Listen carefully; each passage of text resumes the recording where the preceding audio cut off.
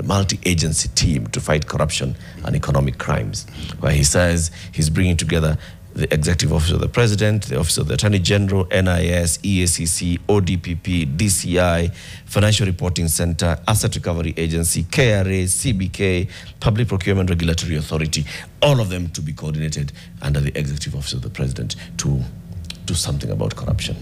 What's your first reaction to that? Makosa kubwa. Grand mistake. If you look at that statement in the usual blue letterheads that they are sent in. This one is not a statement. It's a presidential proclamation. Give it the right name. I have a problem with that because number one, these statements are usually worded executive order. We have nothing like executive order under the Constitution. It's a presidential decision. Proclamations were made by old kings and queens back in the days. Under the Constitution, and you make a when decision. When he stopped at a market and fired someone. So here, the language under the Constitution is deliberate. You make a presidential decision. We should bear your signature and seal. So I will use the language of the streets, yoni madoido. Now, if we look at the wording of that so-called proclamation, I take particular umbrage with paragraph 4 of that particular so-called proclamation, which purports to that team that was cobbled up is supposed to be placed under the so-called Executive Office of the President, and the Secretariat functions will be performed by the Office of the Attorney General. Why did I call this a mistake? If you look at your Article 79 of the Constitution, Article 79 under constitutional law is what we call an establishment clause. It establishes an institution, it establishes an office. That is the Ethics and Anti-Corruption Commission. And Article 79 uses the words deliberate in 79 that this office will have the status of Chapter 15 offices. What does that mean? That office will have functional independence and financial independence. Meaning, in terms of the functions ascribed to it, that office is supposed to be in charge of the whole of Chapter 6 functions. It receives instructions from no one. Vile wanapanga kazi, how they do it, nobody directs them. So the president cannot chair what is meant for Dr. Oginde, because he's the substantive chair, and that commission. Because that commission has a directorate that deals with the day-to-day functions, and then we have the board that is headed by Dr. Oginde. So it is supposed to think of strategies and assess its failures and deal with it. And what Dr. Oginde has consistently raised is that I need prosecutorial powers. I don't have finances. I need more offices. So whatever this so-called committee will be doing is what one of my late teachers used to call otios, functionally useless.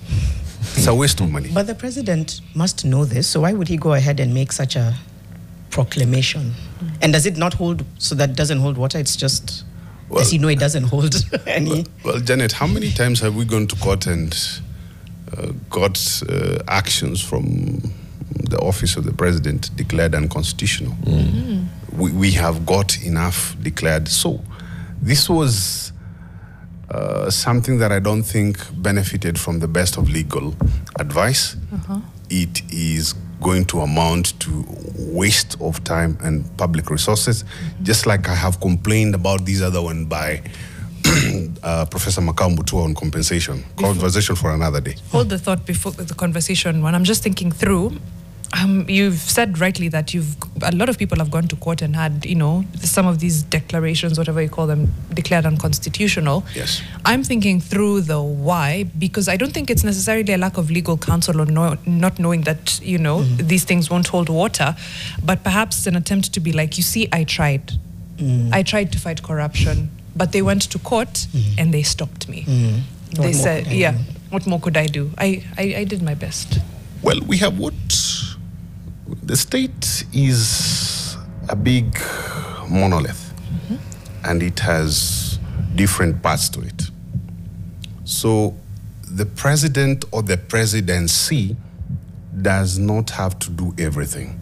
And that's why we have the different arms of government.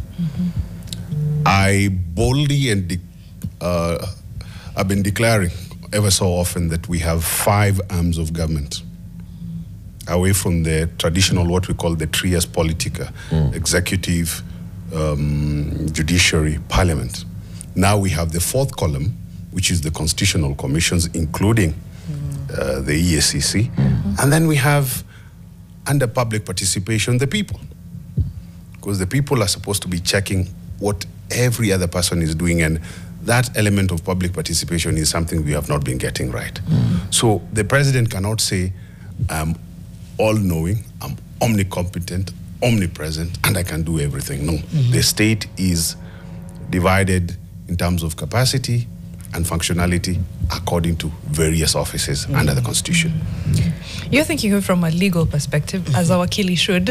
I'm thinking about it from a political perspective. From a political perspective, yeah. Politics is ordered by law. Yes, yes.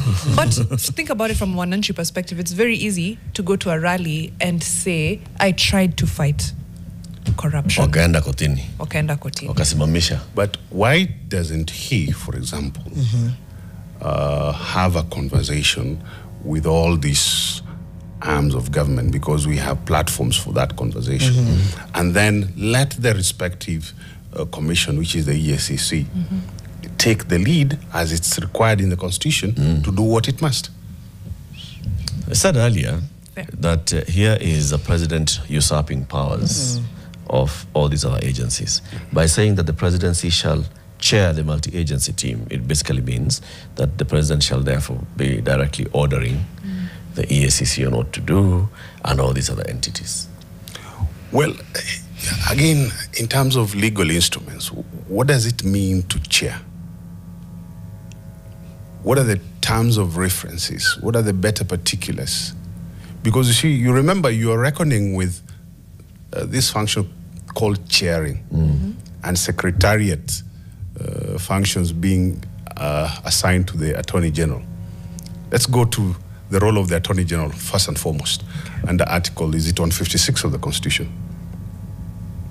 Does the President have the authority in the Constitution to assign the AG roles and duties outside what is granted under the Constitution? That's problem number 1.